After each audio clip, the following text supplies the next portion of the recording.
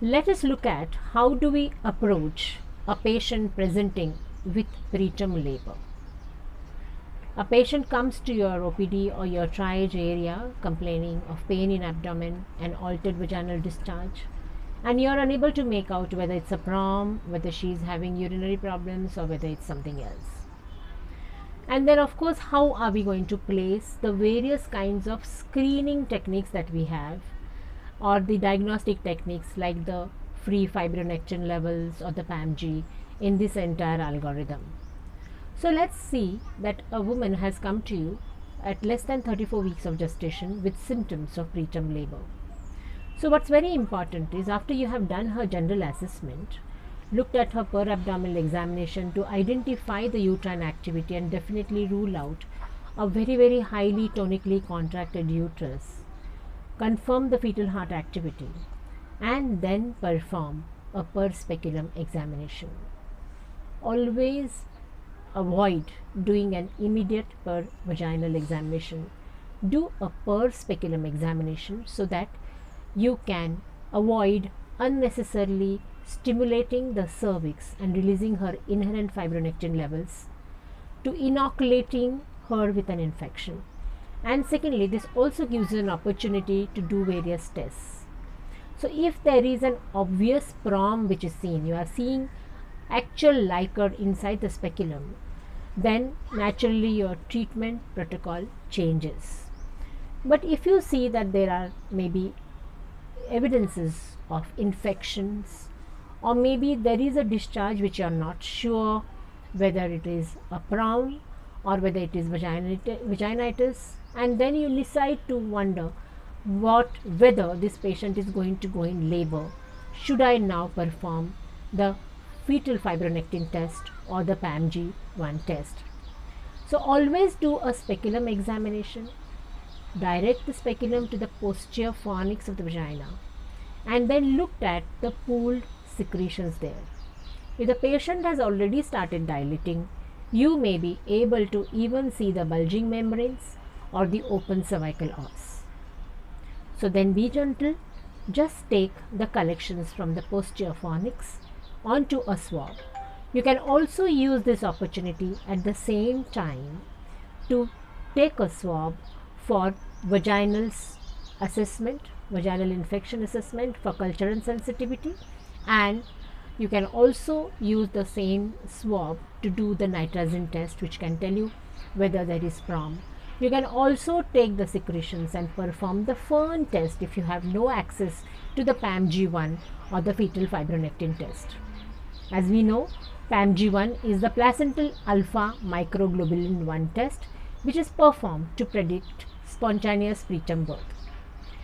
Now, if the membranes are intact and if you decide to do a vaginal examination, please do not probe the cervical canal with your fingers.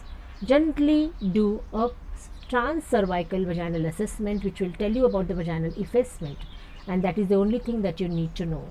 Because again, poking your fingers into the cervical canal can unnecessarily stimulate the myometrium and cause ascending infections. So now segregate your patient as a patient who is cervix less than 3 centimeters dilated, cervix more than or equal to 3 centimeters dilated, and cervix which is long and closed.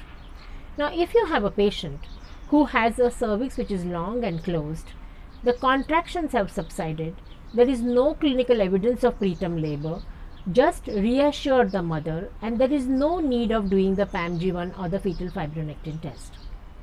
You can just give her tocolysis, reassure her, and then explain to her about preterm labors, and she may be discharged home after you have finished giving her antenatal steroids and the tocolytics that you have planned to give her. If the cervix is less than 3 centimeters dilated, look for ongoing uterine activity. It's always a good practice to document with a toco probe on a CTG or an NST TRES, and look for a clinical suspicion of preterm labor. In such a situation, send either the fetal fibronectin swab or the PAMG1 test. Of course, this depends on the accessibility of your facility as well as the patient.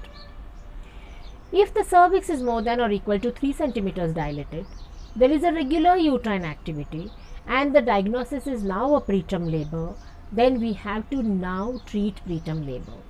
While we are treating preterm labor, it's important that you take records of using one, antenatal steroids, even if the baby is going to deliver in the next 1 hour.